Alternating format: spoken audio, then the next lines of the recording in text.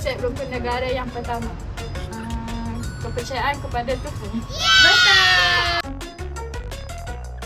Nyatakan 5 prinsip rukun negara. Pertama, kepercayaan kepada Tuhan, kepercayaan kepada raja negara, keluhuran kebangsaan, kedaulatan undang-undang, sopanan dan kesusilaan.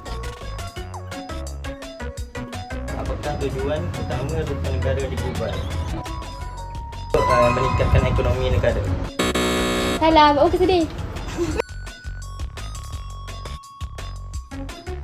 Sebab pahayatan rukun negara dalam kalangan rakyat semakin tangkis. Ya, saya ingat.